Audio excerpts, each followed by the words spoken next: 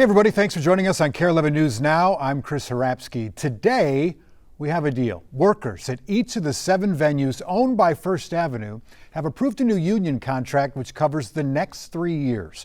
In a press release, Unite Here Local 17 says the contract includes pay raises, longevity pay, better scheduling, training, and safety policies for LGBTQ plus workers. The contract covers 230 service and event staff at all venues. Today you can lock down your ability to watch the Twins. Subscriptions to Twins.tv, the team's new streaming service, went on sale this morning.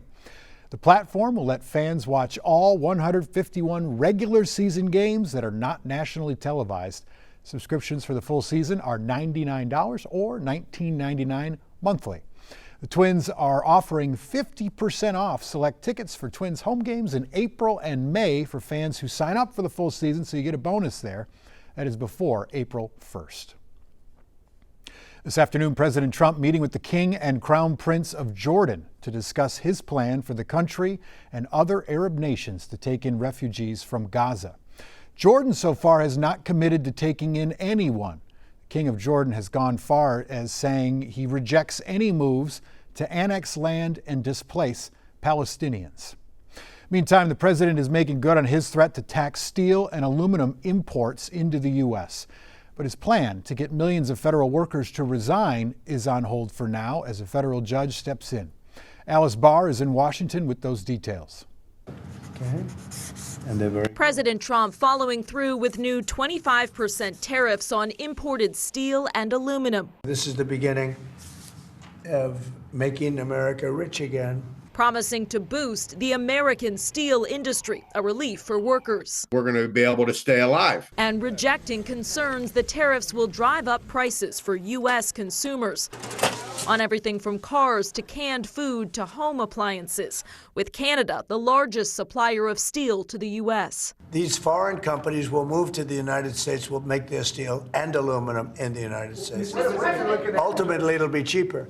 And as the White House looks to cut costs from the federal government, they're facing a series of new legal setbacks. A judge extending the pause on those federal worker buyout offers, while another judge blocked the Trump administration from slashing research funding through the National Institutes of Health after 22 states filed suit. A third federal judge ruling the administration has not fully followed his order to unfreeze federal spending. President Trump pushing back against the judicial checks. No judge should frankly be allowed to make that kind of a decision. It's a disgrace. While the Consumer Financial Protection Bureau is the latest federal agency on the chopping block, the president calling it a waste. Democrats defending the agency created after the 2008 financial crisis. Recovered more than $21 billion that these big financial institutions have cheated people out of. Critics searching for roadblocks as the Trump administration moves full steam ahead. New today, the FBI says it discovered about 2,400 new records related to the assassination of President John F. Kennedy. The documents were found after a January executive order by President Trump to release more documents related to the JFK, RFK, and Martin Luther King Jr. assassinations. FBI officials are not saying what's in those records just yet, but that it is working to turn over those documents to the National Archives. During his 2024 campaign, President Trump said he would unseal all the documents related to JFK's assassination. With our policy stance now significantly less restrictive than it had been, and the economy remaining strong, we do not need to be in a hurry to adjust our policy stance. Straight from the Federal Reserve Chair's mouth, Jerome Powell testifying on Capitol Hill today, telling lawmakers the nation's economic pulse appears to be pumping well, but there's no rush to slash interest rates in the near future. According to the Commerce Department, the U.S. economy grew 2.5% last year compared to the fourth quarter of 2023. Check this out. New video this afternoon of a deadly jet crash at the Scottsdale Airport in Arizona. According to the FAA, the jet veered off the runway and hit another parked plane, as you can see in the video. 2 pilots and 2 passengers were on board. One of them was killed, the other 3 injured. NBC News is reporting The plane belongs to Motley Crue frontman Vince Neil, but he was not on the plane at the time of the crash. An investigation into what caused it is underway. Happening right now, the U.S. is on track to see the most intense flu season in 15 years.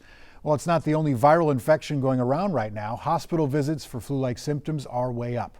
And the flu virus has even forced some schools in some states to shut down. Mandy Gaither has the latest flu data and how to avoid all seasonal viruses. For a second time this season, flu cases are climbing. So far, the CDC estimates there have been at least 24 million flu illnesses, 310,000 hospitalizations, and 13,000 deaths, including at least 57 children. If you look at cases overall, it's the worst in many, many years. 43 states have reported high or very high flu activity in the last week. Nationwide, more than 30% of flu tests are coming back positive, and this season you can also test for flu at home. We weren't able to do that. You could do COVID tests in the past, but now there's a 3-in-1 flu test. U.S. health officials recommend the annual flu vaccine for everyone 6 months and older. About 44% of adults got flu shots this winter, the same as last winter. But coverage of children is way down at about 45% this winter. It's usually around 50%. Experts say it's still not too late to get vaccinated for flu. Now keep in mind, if you get a vaccine, it takes about 2 weeks to actually get the immunity from the vaccine, for those antibodies to build up in your body. To protect against all seasonal viruses, doctors say to avoid touching your eyes, nose, and mouth because germs can spread that way. Wash your hands with soap and water, clean frequently touched surfaces, and avoid close contact with people who are sick. For Health Minute, I'm Mandy Gaither. Today, 2 Florida women are sharing their survival story after a terrifying shark attack in the Bahamas. The pair had been swimming in waters off the popular Bimini Bay resort area when they were both bitten and seriously injured. NBC's Sam Brock has their remarkable story. On their first day basking in the sun in the Bahamas, a dream vacation turned into a nightmare for 2 young Florida women. We're just very grateful to still be here with all of our limbs. Typically, you don't get off that easy. The definition of easy in this case, surviving an attack from what they believe was a bull shark.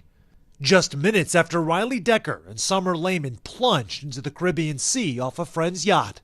I felt something nudge my leg, and I was like, Summer, what was that? And she was like, don't scare me like that. And probably about 2 minutes later, we were right by the ladder. I felt my leg get tugged down, and I immediately knew I was bit by a shark. Their group of friends and family immediately pulling them to safety, wrapping a tourniquet around Riley's right leg. Summer suffering a serious bite, too. They yelled to me that the top of my foot was shredded, and I just hadn't realized until I looked down. The 24-year-old Lehman and 20-year-old Decker just hours into their vacation Friday and confronting their own mortality. I just put my head in my hands and started praying that God wouldn't take my life and I would live. Yeah, it was very scary. Riley was airlifted to a hospital in the Bahamas for further treatment, and once she was stable, both women were flown back to Florida for Riley's surgery. The Bahamas has one of the highest shark incident rates in the world, with 34 confirmed unprovoked attacks since record-keeping began. In 2023, a 44-year-old Boston woman was killed after she was bitten while paddleboarding.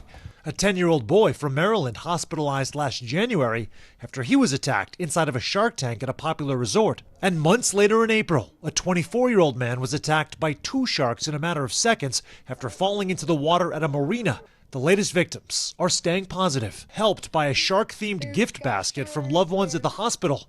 But they say one thing is certain. I will not be going in the water for a long time. Oh, I will never, I won't even put my toes in ever again. Wow. Hey, stay with us. More news and weather headlines coming up after the break.